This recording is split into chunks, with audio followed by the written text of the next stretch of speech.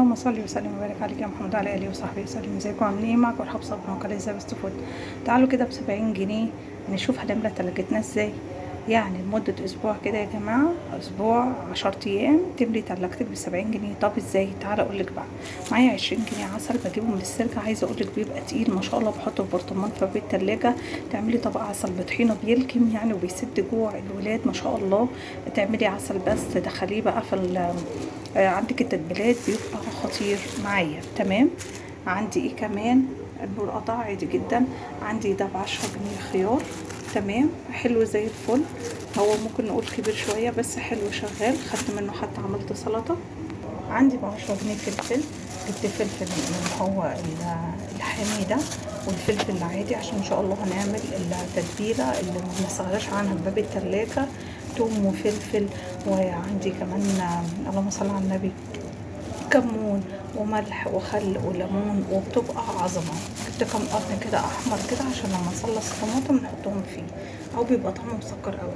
طيب جبت الطماطم بكام؟ بصي بقى يا ست الكل، الطماطم ما شاء الله الكميه دي تمام ب20 جنيه.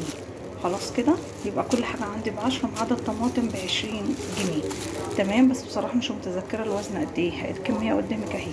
طيب انا عايزه اقول لك ان انا تقريبا ممكن يكون الكيلو ب6.5 حاجه كده يعني. تمام. عايزه اقول لك انا لسه جايبه امبارح مش هقول لك يعني من بعيد. الطماطم دي ب10 جنيه، جامده اي نعم مفيش مشكله بس هتخلص على طول. وكنت جايبه 3 حبات بطاطس دول ب10 جنيه. متخيلين اللي احنا فيه؟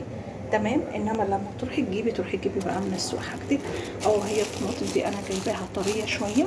تمام، في منها جبت وفي منها طريه عشان هنصلصها مع بعض. الجامد هشيله واحطه هنا مع دي هيكفي ويوفي، والجامده والطريه هنصلصها مع بعض بطريقه بسيطه جدا.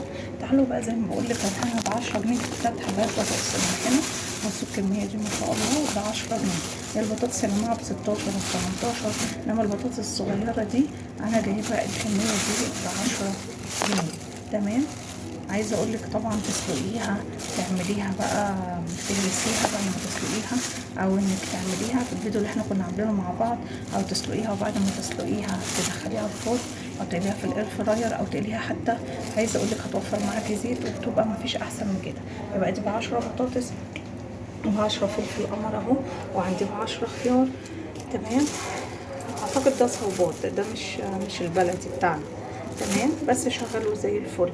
وعندي ب20 طماطم، وعندي ب20 كمان عسل. يعني عايزه اقول لك سيبك من العسل، ادي عندي ب50 جنيه. 20 30 40 50 جنيه هتملي تلاجتك لمده 10 ايام، فهي بلاش. اتمنى ان انتم تكونوا استفدتوا حاجه من الفيديو، وان شاء الله هنزل لكم الفيديو بتاع الفلفل ازاي نحوله لدقه خطيره معانا. عايزه اقول لك البرطمان ما بستغناش عنه. يعني انا دلوقتي بعمل سمك، بصوا مطلعه البرطمان اخر شويه هم. بعمل برطمانات كذا برطمان وبعملهم في الفريزر ما بيجراهمش اي حاجه.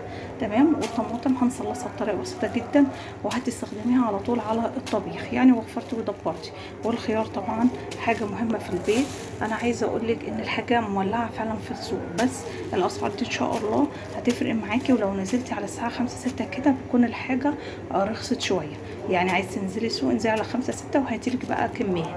ودي عندي البطاطس زي ما قلت لك لا غنى عنها في البيت. اتمنى ان انتوا تلاقوا في الفيديو حاجه ولو بسيطه، فكره بسيطه. ولو عجبكم الفيديو اشتركوا في القناه وتفعلوا زر الجرس. كانت معاكم رحاب صابر من قناه زي بست فود، وشكرا والسلام عليكم ورحمه الله وبركاته. باي باي.